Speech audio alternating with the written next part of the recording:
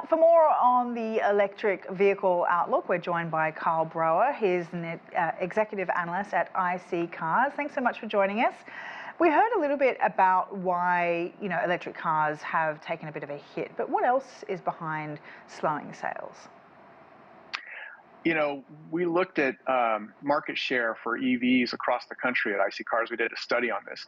And what we realized when we looked at it over a 5-year period was that it was much easier to get from, say, 0 to around 7% market share than it was to get above 7%. The climb from 7 to 8 or 9 was much slower. And states like California and Oregon and Washington, they already are at somewhere between 7 and 10%. And recent reports are showing that it looks like they're actually sliding back a little bit on market share. Whereas other states that have less market share, 1, 2, 3, they grew much more in these past 5 years. So among the things that are slowing down EV growth is that I think we're hitting that saturation point that states like California, Washington, and California hit and Oregon hit a couple of years ago. We're starting to hit that nationally. So that's one of the big ones. I was recently in the market for a new car and I decided to go for a hybrid. I wanted an electric car, but I didn't have the capabilities to be able to charge it at home. The cost of the car just seemed too high. Are we still at that point where, everyday Joe Blows can't afford electric cars? And it's not just the car itself, but, the association of having to installing a home charger and even the insurance associated with the car too. 100%. And that's another big one, right? Is that you always pay more for the equivalent EV, and you can get tax incentives and all that, and they've gotten better and easier to apply more recently. But at the end of the day, you still pay as much or more for an electric car than a non-electric car.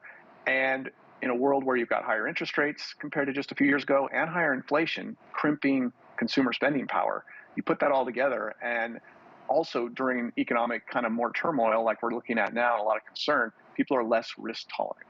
So you look at the average person, it's like, I have to go spend more money and finance a bigger loan to buy the same car that's got a new technology I've never experienced before. And I'm kind of worried about, employment numbers and future inflation numbers.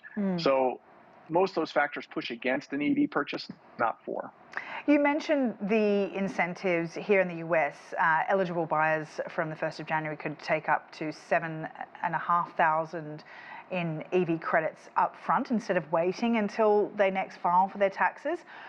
How much has that impacted sales? Has it made enough of a dent, do you think?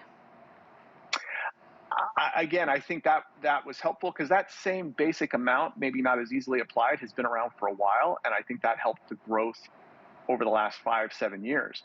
I don't think the change in the law that makes it easier to apply is really helping now for some of the factors we've talked about, the macroeconomic factors.